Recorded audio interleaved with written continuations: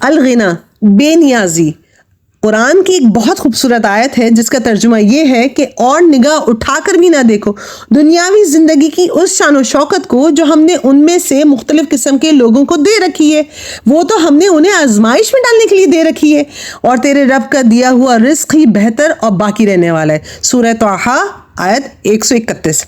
کہنے کا مقصد یہ ہے کہ ہم اپنے آپ سے سوال کریں کہ واقعی جو اللہ نے ہمیں دیا ہے وہ کافی ہے، یا ہم ادھر ادھر نظر کرتے ہیں، اور اگر ادھر ادھر نظر کرتے ہیں تو پھر یقیناً ہمارا خسارہ ہے، کیونکہ ہم خوش تو نہیں ہوتے ان کو دیکھ کر جو لوگوں کو دیا ہے۔ پھر کرنا کیا چاہیے؟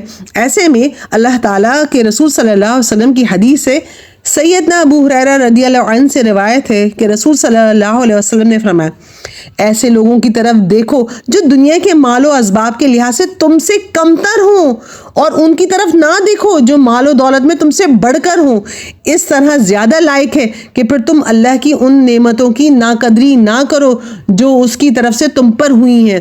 یعنی ہم کیا کریں؟ جو اللہ نے دیا اس پہ صبر کریں، جو نہیں ملا اس پہ بھی صبر کریں، اور ساتھ شکر کرتے رہیں، اور اپنی زندگی میں ان لوگوں کو دیکھیں جو ہم سے کم تر ہیں، نہ کہ ان لوگوں کو جو مال و اسباب میں ہم سے زیادہ ہیں۔ کیوں؟ کیونکہ جو اللہ نے ہمیں دیا ہے وہ پھر ناقدری کا ہو جائے گا معاملہ، اور ایسے میں نعمتیں چھین لی جاتی ہیں۔